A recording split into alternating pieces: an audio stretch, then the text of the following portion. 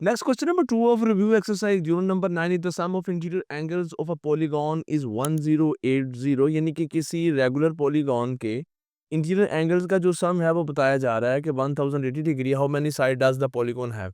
अब इस तरह का सेम जो प्रॉब्लम है डियर फ्रेंड्स हमने एमसीक्यूज में भी डिस्कस किया है इसी एक्सरसाइज के। तो अब आप मुझे बताएंगे कि क्या फॉर्मूला होता है हमारे पास sum of interior angles for are regular a polygon sum of interior angles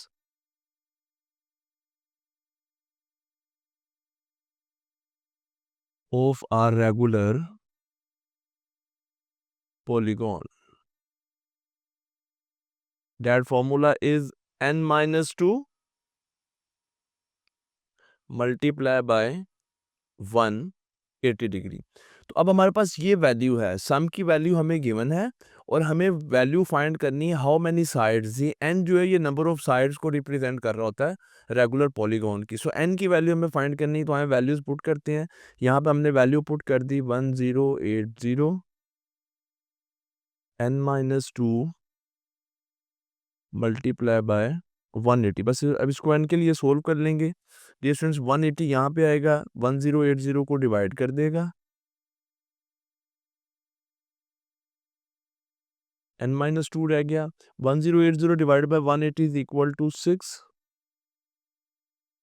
2 other side पे आएगा 6 में ऐड हो जाएगा 6 plus 2 then n is equal to 8। So number of sides in this polygon is 8। Next question number 3 है। जो question number 3 की statement में हमें ये कहता है कि two similar bottles are such that one is twice as high as other. So actually ये जो बात है डियर फ्रेंड्स ये आपको समझ आ गई तो क्वेश्चन आपको समझ आ गया। एक्चुअली ये आपको क्या वैल्यू दी गई है, ये हमें वैल्यू दी गई है स्केल फैक्टर की कि दो सिमिलर बोटल्स हैं और एक की जो हाइट है वो दूसरे से ट्वाइस है। अब हमें रेशो बतानी है उनके सरफेस एरियाज की और उनकी कैपेसिटीज की। तो पहले डियर स्टूडेंट्स ये जो बात यहाँ पर मेंशन की गई है one is twice as high as other, इसको हम यहाँ पे लिखेंगे कैसे? तो हम यहाँ पे लिख सकते हैं जी, सॉल्यूशन स्टार्ट करते हैं कि एक्चुअली हमें स्केल फैक्टर बताया गया and scale factor here is equal to 2 है जी। अब जो स्केल फैक्टर 2 है तो इसका मतलब ये है कि अगर डियर स्टूडेंट्स हम रेशो बनाएंगे, रेशो की फॉर्म में मैं लिखूं दोनों बोटल्स की हाइट को, तो वो हमारे पास फिर रेशो ऑफ हाइट्स मैं लिख देता हूं ताकि आपको क्लियर हो जाए। Ratio of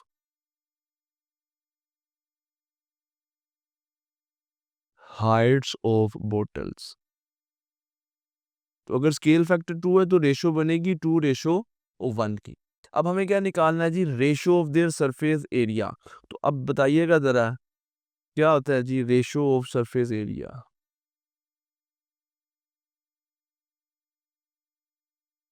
What is the relation between the area and heights or lengths of similar figures?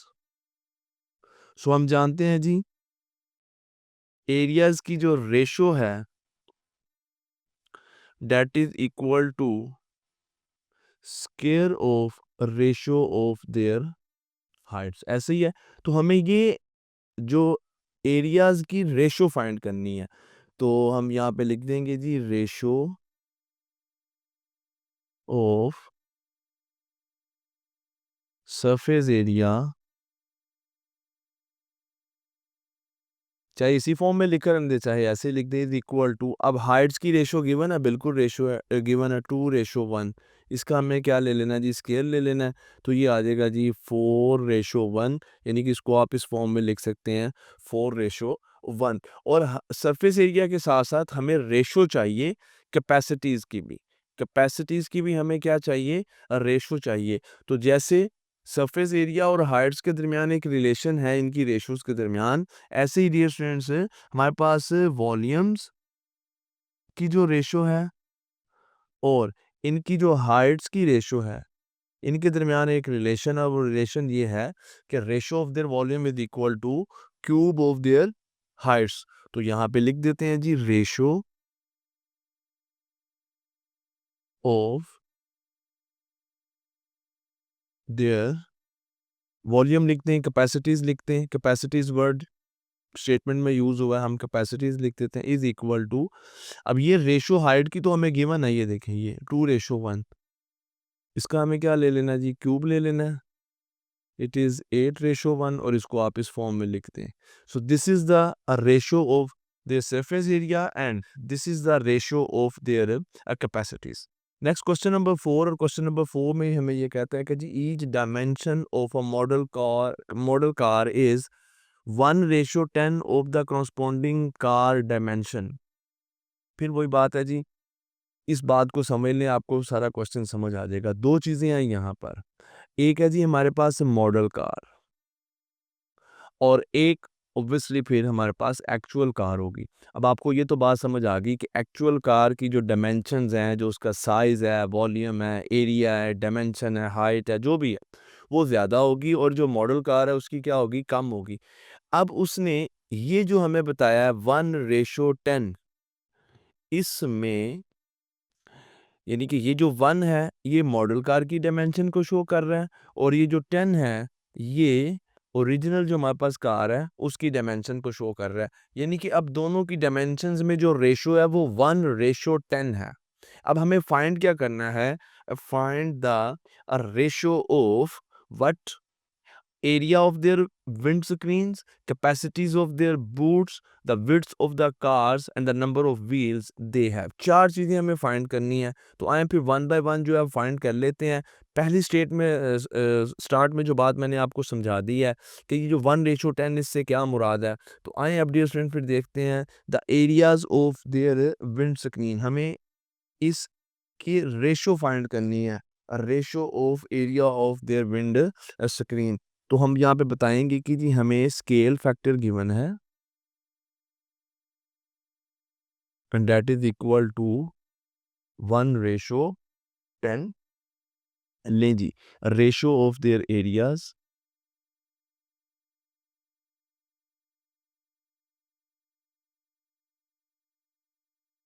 That is equal to, क्या होता है जी, ratio of their areas is equal to square of ratio of their heights कह लें, lengths कह लें, dimensions कह लें।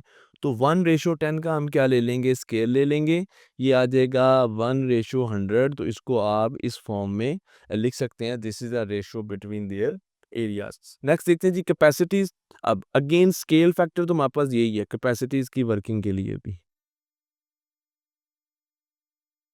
that is 1:10। Okay, now ratio of their volumes क्या होता है जी, फॉर्मूला ये होता है ना हमारे पास, ये देखें फॉर्मूला ये है जी। फॉर्मूला क्या होता है जी, अभी मैंने प्रीवियस क्वेश्चन में भी लिखा है, वॉल्यूम्स की जो रेशो है वो इक्वल होती है उनकी जो लेंथ गिवन है उनकी रेशो के क्यूब के। तो बस यही हम यहाँ पे लिखने लगे हैं जी कि the ratio of their volumes और capacities is equal to cube of ratio of their length. अब उनकी लेंथ यही, ये लेंथ ही गिवन है ना, ये उनकी लेंथ की रेशो ही हमें यहाँ पर गिवन है। सो 1:10 का जब हम क्यूब लेंगे it will be 1:1000। So we may write it as this. Now width of the cars, हमें अब कार्स की जो है वो विड्थ बतानी है। अब मुझे बताएं विड्थ क्या होती है जी, डायमेंशंस ही होती हैं ना, लेंथ हो गई, विड्थ हो गई, हाइट हो गई, ये क्या होती है, डायमेंशन होती है। तो डायमेंशंस की रेशो तो ऑलरेडी गिवन है 1:10। तो इसका मतलब है रेशो ऑफ देयर विड्थ,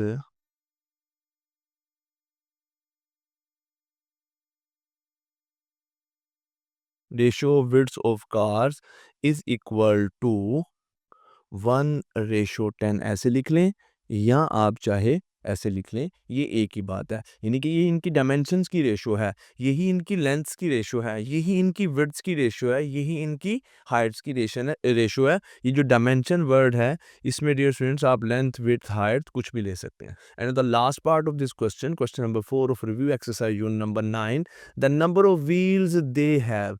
अब देखिए नंबर ऑफ व्हील्स, एक मॉडल कार है और एक हमारे पास क्या है जी, एक्चुअल कार है। अब एक्चुअल कार के भी नंबर ऑफ व्हील्स 4 ही होते हैं। और जो मॉडल कार है उसके भी नंबर ऑफ व्हील्स 4 ही होंगे। अब यहाँ पर व्हील्स की तादाद की बात की जा रही है, नंबर ऑफ व्हील्स। व्हील्स के साइज़ की बात नहीं की जा रही कि व्हील्स के साइज़ जो हैं वो क्या होंगे। तो अगर तादाद की बात की जा रही है तो जितने एक्चुअल कार के व्हील्स हैं उतने ही मॉडल कार के व्हील हैं। अच्छा मुझे बताएँ कि हमें नंबर ऑफ व्हील्स बताने हैं? यहाँ से तो देख रहे हैं नंबर ऑफ व्हील्स बताने हैं। नहीं, लेकिन स्टेटमेंट को ज़रा रिलेट करें, कंप्लीट स्टेटमेंट को आप रिलेट करेंगे। देखिए मैं वापस जाता हूँ ना क्वेश्चन में। ये हमारे पास क्वेश्चन था। तो कहता है find the ratio of this, ratio of capacities, ratio of widths और ratio of number of wheels. तो हमें नंबर ऑफ व्हील्स नहीं बताने हैं, हमें उनकी क्या बतानी है, रेशियो बतानी है। तो हम यहाँ पे लिख देंगे, देखिएगा मैं लिखूँगा जी नंबर ऑफ व्हील्स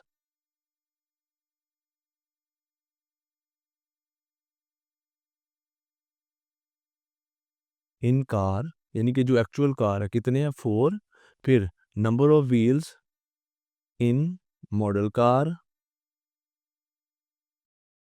वो भी कितने हैं 4।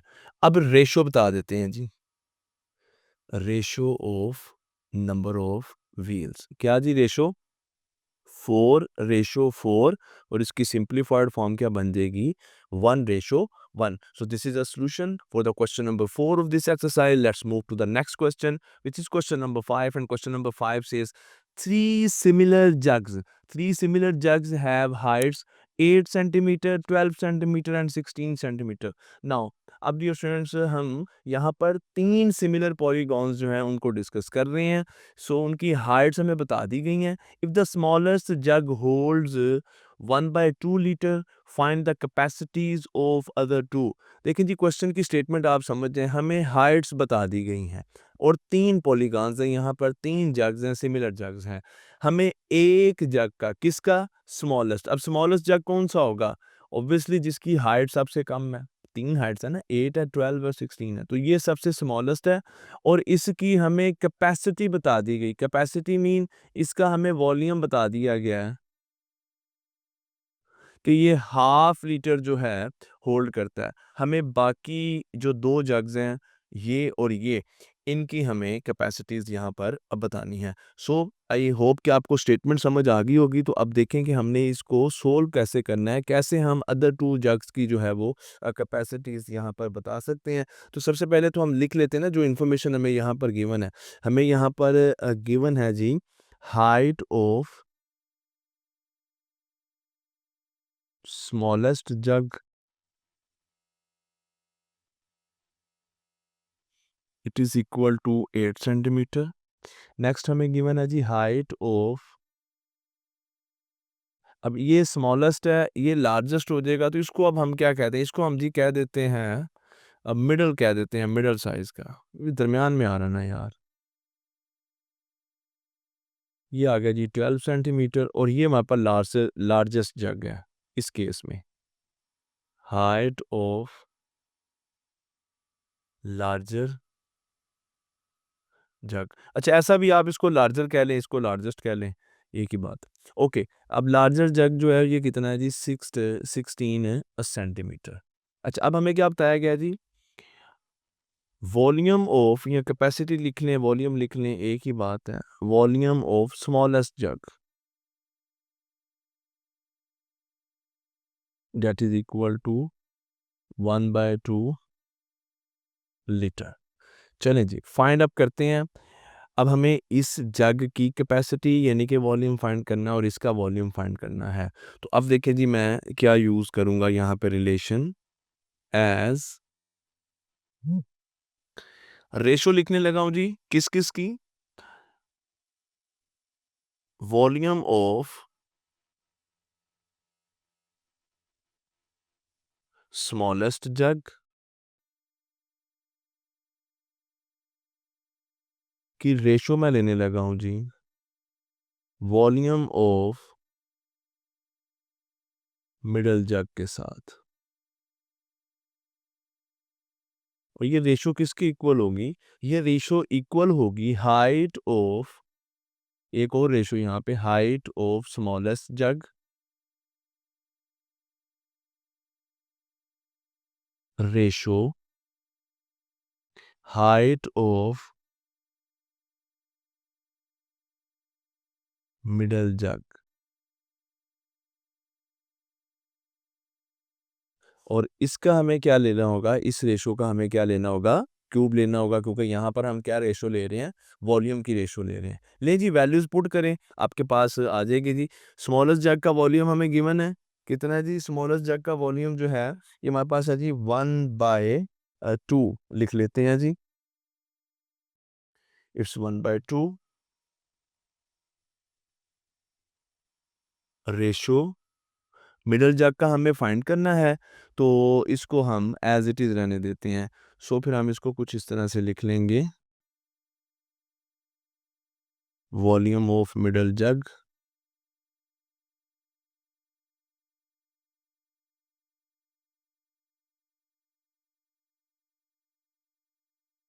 वैसे अगर आप चाहें तो अपनी आसानी के लिए हम ऐसा भी कर सकते हैं, बल्कि आप कर लें तो बेहतर है। इसको आप शो कर लें एच एस के साथ, इसकी हाइट को एच एम यानी कि मिडल जग है, इसकी हाइट को हाइट ऑफ लार्ज छोटा एल यहाँ पे लिख लें। तो इसी तरह ये हमारे पास हो जाएगा दी वॉल्यूम ऑफ स्मॉलेस्ट जग।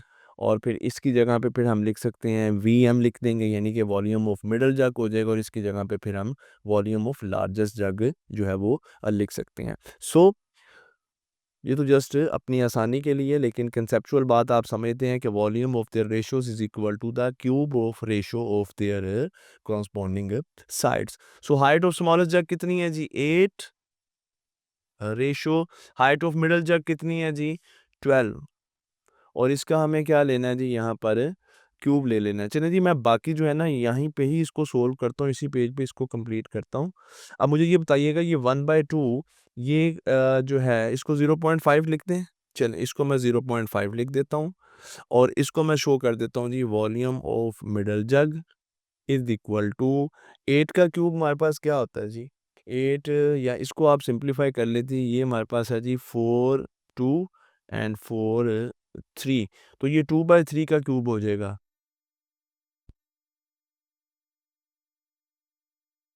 अच्छा चलें, मैं फिर इसको यहीं पे कंप्लीट करता हूँ जी।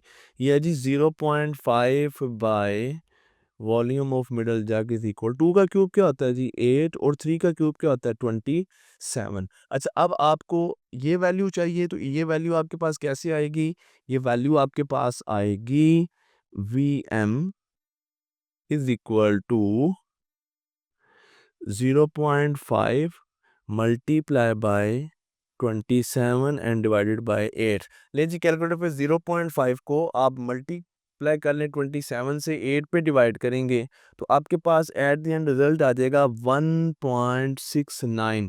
और यूनिट इसके साथ क्या यूज़ होंगे जी, यूनिट इसके साथ यूज़ होंगे लीटर के। तो फिर अब हमने वी एम में यानी कि हमने मिडल जग का जो वॉल्यूम है, मिडल जग की जो कैपेसिटी है, वो हमने फाइंड कर ली है 1.69 लीटर। आइए अब डियर स्टूडेंट्स, हम फिर आगे जो है वो फाइंड कर लेते हैं capacity of larger jug.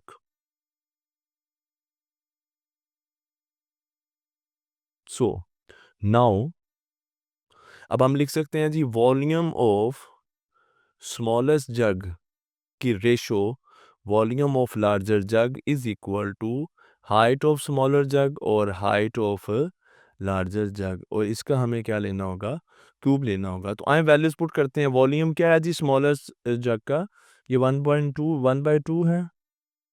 Larger का हमें फाइंड करना है, इसको V L as it is रहने देते हैं।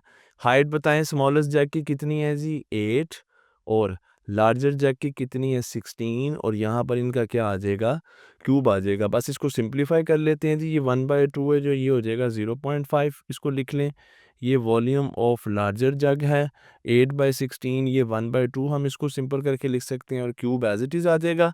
Now 0.5 over volume of larger jug is equal to, ये 1/2 का क्यूब लेंगे, it will be 1/8। So volume of larger jug is equal to 0.5 multiply by 8, और 0.5 को जब आप 8 से मल्टीप्लाई करेंगे इट इज़ इक्वल टू 4, और यूनिट साथ में यूज़ कर लें लीटर। सो मिडल जग की जो कैपेसिटी है वो हमारे पास आई थी 1.69 लीटर, और लार्जर जग जिसकी हाइट 16 सेंटीमीटर है उसकी कैपेसिटी हमारे पास आ गई है 16 लीटर। क्वेश्चन नंबर 5 भी यहाँ पे कंप्लीट हुआ। देखते हैं जी next question which is question number 6, and question number 6 says 3 similar drinking glasses. ले जी अब 3 ग्लास आ गए हैं, ड्रिंकिंग ग्लास हैं और सिमिलर हैं, उनकी हाइट्स यहाँ पर गिवन है। If the tallest glass holds 343 millilitres. अच्छा अब देखें ये क्वेश्चन और प्रीवियस क्वेश्चन, क्या ये सिमिलर क्वेश्चंस नहीं है? बिल्कुल क्वेश्चन भी। अब हम सिमिलर पॉलीगॉन्स और सिमिलर फिगर्स को डिस्कस करते करते अब हम सिमिलर क्वेश्चंस को भी डिस्कस कर रहे हैं। 3 देखें सिर्फ पॉलीगॉन्स हैं, तीनों की हाइट्स गिवन है, ग्लास है। प्रीवियस केस में क्या था, 3 जग थे, तीनों की हाइट्स गिवन थी। फिर प्रीवियस क्वेश्चन में हमें स्मॉलेस्ट जग की कैपेसिटी या उसका वॉल्यूम बता दिया गया था। यहाँ पे हमें टॉलेस्ट ग्लास की कैपेसिटी या उसका वॉल्यूम क्या है बता दिया गया है। बाकी दो का हमें क्या करना है, फाइंड करना है। सो मैं क्वेश्चन अब सोल्व कर देता हूँ आपको। चले हमने इसको स्टार्ट कर लिया तो अब सोल्व कर लेंगे। बिल्कुल सिमिलर क्वेश्चन है एज टू क्वेश्चन नंबर 5। सो हम लिखते हैं जी height of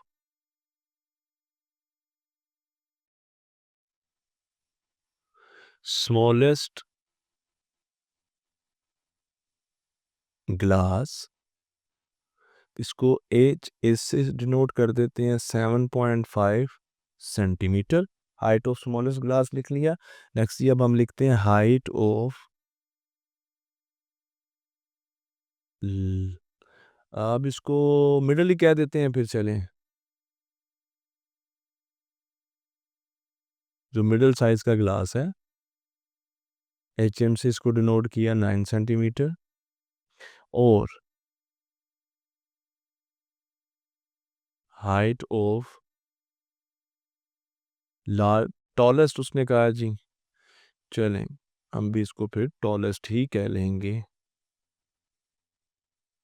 tallest glass H T से इसको डिनोट कर देते हैं, डेट इज 10.5 सेंटीमीटर। हमें वॉल्यूम बता दिया गया, कैपेसिटी बता दी गई है टॉलेस्ट ग्लास की। Volume of tallest glass is equal to, इसको शो कर दें जी वी टी से, और इसकी वैल्यू है 343 मिली मीटर्स है। ओके नाउ डियर स्टूडेंट्स, अब हमें यहाँ पर मिलीमीटर नहीं, इट्स मिली लीटर। ओके अब हमें यहाँ पर क्या फाइंड करना है, कैपेसिटी हमें बतानी है मिडिल ग्लास की और स्मॉलेस्ट ग्लास की। सो एज, अब रेशो ले लें। देखिए ये वैल्यू गिवन है ना, अब इसकी रेशो ले लें। हम इसकी रेशो ले लेंगे बेटा, पहले तो मिडिल ग्लास के साथ ले लेते हैं, फिर जो है हम इसकी रेशो ले लेंगे स्मॉलेस्ट ग्लास के साथ। ऐसे ठीक है, चलें ऐसे कर लेते हैं। तो अब हम ले रहे हैं जी वॉल्यूम ऑफ स्मॉलेस्ट ग्लास,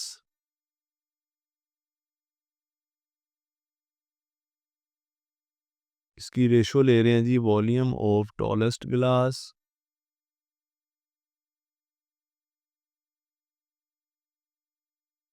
और ये इक्वल आएगी जी। अगर इधर स्मॉलेस्ट की बात कर रहे हैं तो इधर भी स्मॉलेस्ट की बात करेंगे। हाइट ऑफ स्मॉलेस्ट ग्लास और इसकी रेशो है जी हमारे पास हाइट ऑफ टॉलेस्ट ग्लास, और इस साइड का हमें क्या लेना है जी, इस रेशो का क्यूब लेना है। तो बस आए आप वैल्यूज पुट करें जी। वॉल्यूम ऑफ स्मॉलेस्ट ग्लास क्या है जी, वॉल्यूम ऑफ स्मॉलेस्ट ग्लास हमें फाइंड करना है, तो इसको वी एम से डिनोट कर दें। वॉल्यूम ऑफ टॉलेस्ट ग्लास हमें गिवन है जी 343 is the height of smallest glass. What is the height? This is 7.5 ratio. Height of tallest glass 10.5, और इनका हमें क्या ले लेना है जी, क्यूब ले लेना है। ले जी मैं कोशिश करता हूँ इसी पेज पे इसको कंप्लीट कर दूँ। ले जी अब हमें क्या करना है जी, हमें अब अगर मैं इसको सिंप्लीफाई कर लेता हूँ तो volume of middle glass is equal to, इसको मैं सिंप्लीफाई करूँगा तो ये डियर स्टूडेंट्स मेरे पास पॉइंट पॉइंट कैंसिल हो जाते हैं, 75/105 है तो ये आ जाएगा 5/9, 5/7 आ जाएगा।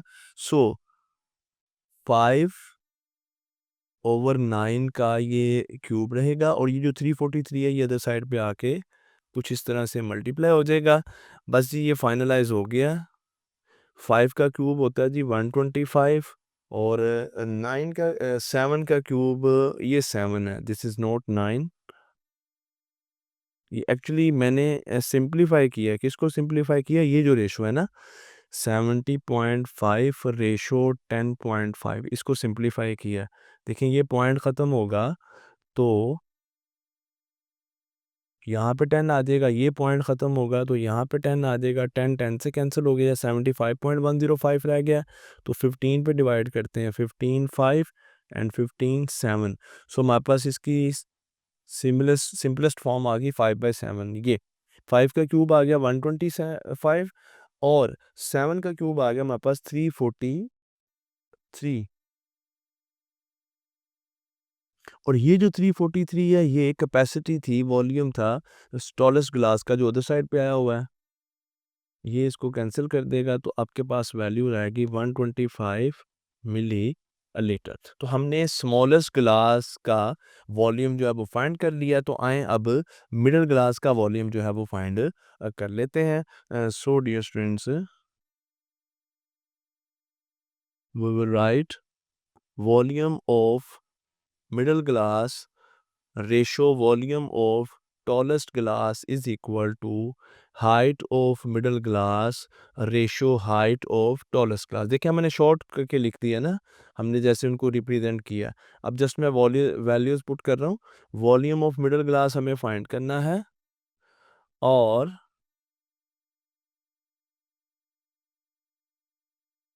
वॉल्यूम ऑफ टॉलेस्ट ग्लास हमें गिवन है जी 343।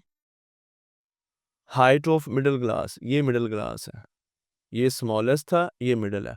तो height of middle glass is equal to 9 और height of tallest glass is equal to 10.5 और इसका यहाँ पे क्या आ जाएगा क्यूब। यहाँ पे भी हमें क्या लेना है जी, इनका क्यूब लेना है। ओके, अब 9 का क्यूब हमारे पास क्या होता है जी, 9 का क्यूब, लेकिन क्या ये सिंप्लीफाई होते हैं? हाँ जी ये सिंप्लीफाई हो जाएंगे। ये आ जाएगा हमारे पास V M ratio volume of middle glass 343 9/105 10.5 को जब हम सिंप्लीफाई करेंगे तो डियर स्टूडेंट्स ये हमारे पास वैल्यू आती है जी 6/7। एक्चुअली ये हो जाएगा जी 90/105 और इसको 5 पे डिवाइड करेंगे तो 5 6 एंड 5 7 तो ये 6/7 आ गया। 6/7 का क्यूब बस जी V M is equal to 6 का क्यूब क्या होता है जी 216, 7 का क्यूब 343 और ये 343 भी इधर आके मल्टीप्लाई हो जाएगा। इसने इसको कैंसिल किया तो volume of middle glass is equal to 216 millilitre. और इससे पहले हमने volume of small glass, smallest glass जो है वो फाइंड किया था। अगर वहाँ पे एम लिखा गया तो उसको आप करेक्ट कर लीजिए। क्वेश्चन नंबर 6 जो है यहाँ पे कंप्लीट हुआ। Let's see the next question which is question number 7 of this exercise. और क्वेश्चन नंबर 7 हमें कहता है a toy manufacturer produce a model car. Again similar question ही आते जा रहे हैं। आप देख लें अब ये मॉडल कार फिर आ गई है एक मरतबा जी। मॉडल कार है which are similar in every way to the actual cars. If the ratio of the door area of model car to the actual car is 1 centimeter to 225 centimeter, find what we have to find: ratio of their lengths, ratio of capacities, width of model car, okay, and the area of the rear window of the actual car if the area of the rear window of the model car is 3 square centimeter। नहीं जी ये question थोड़ा सा जो है वो change है। Change इस तरह से है इस सेंस में कि यहाँ पर डियर स्टूडेंट्स हमें रेशो गिवन है एरिया, उनके एरियाज़ की जो रेशो है वो गिवन है। तो हमें यहाँ पर उनकी लेंथ फाइंड करनी है, कैपेसिटीज़ फाइंड करनी है और कुछ चीज़ें फाइंड करनी है। तो आएँ फिर वर्किंग स्टार्ट करते हैं। अब जो इन्फॉर्मेशन यहाँ पे हमें सबसे पहले गिवन है उस इन्फॉर्मेशन को हम यहाँ पे लेके चलते हैं कि जी हमें यहाँ पर इन्फॉर्मेशन क्या गिवन है। तो इन्फॉर्मेशन यहाँ पे गिवन है ratio of areas of their door, ऐसे ही है ना? रेशो ऑफ डोर एरिया, तो मैं लिख देता हूं जी ratio of door areas is equal to. अच्छा, अब ये जरा बात समझ लीजिएगा, model car to actual car. अब ये है जी, ये 1 क्यूबिक सेंटीमीटर, इसको भी क्यूबिक सेंटीमीटर कर लेते हैं जी, 25 क्यूबिक सेंटीमीटर। सो ये है जी 1 और ये है 2500। तो अब ऑब्वियसली ये मॉडल का होगा और ये एक्चुअल का होगा, बड़ी वैल्यू तो एक्चुअल की होगी ना, मॉडल कार तो छोटी सी कार होती है। तो फिर इनकी डोर एरिया की जो रेशो बनेगी वो हमारे पास बन रही है जी 1:2500, या इसको हम देखें ऐसे भी लिख सकते हैं, देखिएगा ज़रा, एरिया या डोर एरिया लिखने चलें, door area of model car ratio door area of actual car is equal to 1:2500। लेकिन जी फाइंड क्या करना है, रेशो ऑफ देयर लेंथ। क्या रिलेशन होता है जी, क्या रिलेशन होता है जी, उनके area of model car, area of actual car, इनकी रेशो इक्वल होती है square of ratio of their length, length of model car, length of actual car. तो ये हमें फाइंड इनका ये हमें ये वैल्यू फाइंड करनी थी। तो ये हम ले लेते हैं जी 1:2500 और एल मॉडल कार की लेंथ और एक्चुअल कार की लेंथ की ये रेशोज हैं, और इनका हमें यहाँ पे क्या लिया हुआ है जी, स्केयर लिया हुआ है। तो हमें इनकी रेशो फाइंड करनी है, रेशो का स्केयर तो नहीं फाइंड करना। तो बोथ साइड पे फिर हमारे पास क्या आ जाएगा जी, स्केयर रूट आ जाएगा। इधर इसको कंप्लीट कर लेते हैं, ratio of the length is equal to, ये हमने बोथ साइड पे क्या ले लिया जी, चलिए मैं ऐसे लिख देता हूँ, बोथ साइड पे स्केयर रूट ले लिया। तो इनकी रेशो हमारे पास इक्वल आ गई 1:2500 का स्केयर अब 50 के इक्वल आ जाएगा। तो ये इनकी लेंथ की रेशो आ गई 1:50, यानी कि मॉडल कार की लेंथ है 1 और एक्चुअल कार की जो लेंथ है वो हमारे पास क्या है 50। नेक्स्ट जी ratio of capacities of their petrol tanks, ratio of capacities of their petrol tanks. अब इस बात को ये जो आपने वैल्यू फाइंड की है इसको याद रखिएगा, ये आपने लेंथ की वैल्यू फाइंड की है। मैं वही बात यहाँ पे लिखने लगा हूँ, यहाँ से मैं बात शुरू करूँगा जी, length of model car ratio length of actual car, ये वहाँ पर रेशो आ चुकी है जी 1:50, ऐसे ही है। अब हमें कैपेसिटीज इनकी बतानी है। तो ये देखें जी, वॉल्यूम ऑफ या capacity of tank of model car ratio volume या capacity of tank of actual car that is equal to cube of ratio of their length. ऐसे ही होता है ना, length of model and length of actual, इनकी रेशो का क्या ले लेंगे, क्यूब ले लेंगे। यानी कि 1:50 का क्या ले लेंगे हम, क्यूब ले लेंगे। तो 1 का क्यूब 1 ही रहता है, और 50 multiply by 50 multiply by 50 is equal to, यानी कि 50 का क्यूब है 125,000। So this is the ratio 1:125,000। ये किसकी रेशो है, उनके पेट्रोल टैंक्स की कैपेसिटीज की। अब इसका थर्ड पार्ट है जी, जिसमें हमें विड्थ बता दी गई है, विड्थ हमें फाइंड करनी है और मॉडल कार की, जबकि हमें एक्चुअल कार की जो विड्थ है वो डिस्टेंस हमें यहाँ पर अब बता दी गई है। तो कैसे जी हम फिर बता सकते हैं, हम बताएंगे, ये देखिएगा, actual car area of model car ratio area of actual car, ये इक्वल होता है square of width of model car and width of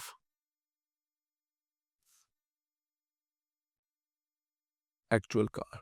अब मॉडल कार और एक्चुअल कार के एरियाज की रेशो आपको गिवन थी, ये है जी 1:2500 विड्थ ऑफ मॉडल कार आपको फाइंड करनी है। एक्चुअल कार की विड्थ आपको गिवन है 150 सेंटीमीटर, तो ये हमें फाइंड करनी है विड्थ ऑफ मॉडल, और ये आ गया जी 150 और इसका स्केयर एज इट इज़, क्योंकि अब इसकी वैल्यू फाइंड करनी है तो स्केयर ख़त्म करने बोथ साइड पे स्केयर रूट लेंगे। It is 1:50। यहाँ पे आ जाएगा जी विड्थ ऑफ मॉडल कार, और ये आ जाएगा जी 150, 150 अदर साइड पे आ जाएगा। सो जी width of model car is equal to 1/50 multiply by 150 which is equal to 3 centimetre. यानी कि एक्चुअल कार की जो विड्थ है वो 150 सेंटीमीटर है, तो हमारे पास डियर स्टूडेंट्स पेड है मॉडल कार की विड्थ क्या आ गई है 3 सेंटीमीटर। नेक्स्ट पार्ट नंबर 4 है क्वेश्चन नंबर 7 का। पार्ट नंबर 4 थोड़ा सा ट्रिकी है। ट्रिक इसमें ये है कि आप देखें कि हमें यहाँ पर अगेन जो है वो एरिया को डिस्कस करना है, जबकि इंफॉर्मेशन में भी एरिया गिवन है। इन्फॉर्मेशन, क्वेश्चन की इन्फॉर्मेशन में क्या चीज़ गिवन थी, हमें एरिया गिवन था, ratio of door area of model car to the actual car. अब यहाँ पर हमें area of rear window actual car जो है वो फाइंड करना है, और हमें मॉडल कार की रियर विंडो का एरिया गिवन है। कैसे हम फाइंड करेंगे ज़रा देखिएगा यहाँ पे। एज वी हैव, ये देखें जी, area of model car to area of actual car, क्या इनकी रेशो हमें गिवन है, इनकी रेशो हमें ये गिवन है 1:2500। नाउ इफ एरिया, अब ये हमें एरिया गिवन है, area of rear window of model car. So now if area of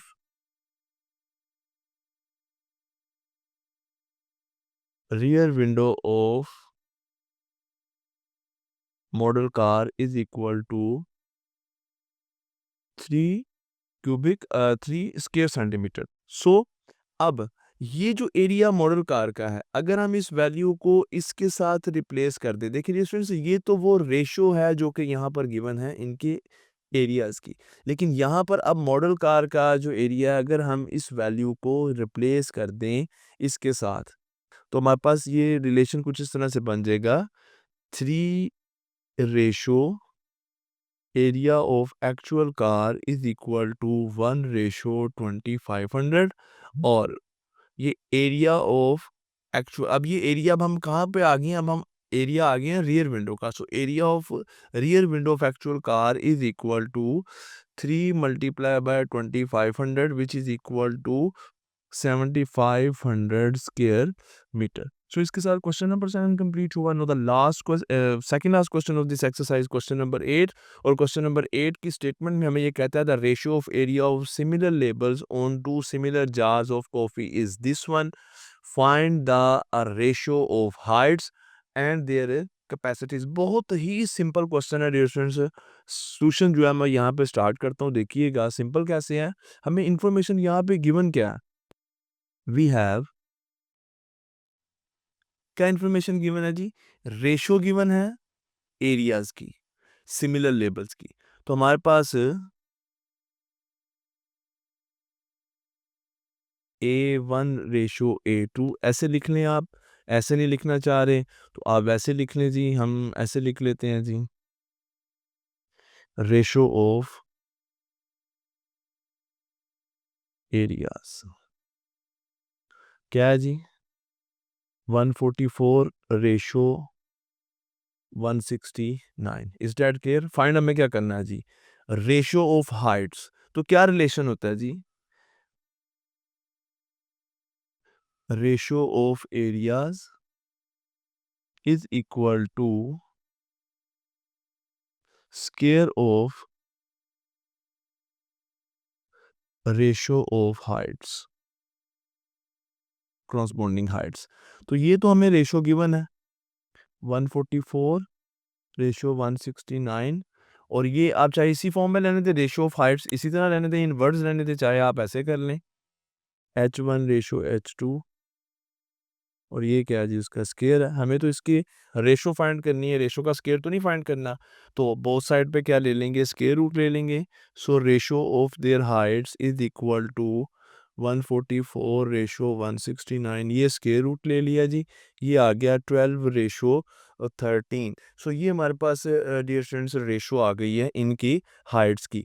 अच्छा, अब क्या चीज़ें, ये जो सिमिलर लेबल्स हैं, इनके बारे में क्या इन्फॉर्मेशन आपको पता चल गई है जी। एरियाज़ की रेशो आपको स्टेटमेंट ने बता दी और उनके हाइट्स की रेशो आपने खुद निकाल ली। अब उनके वॉल्यूम्स की रेशो बतानी है आपने।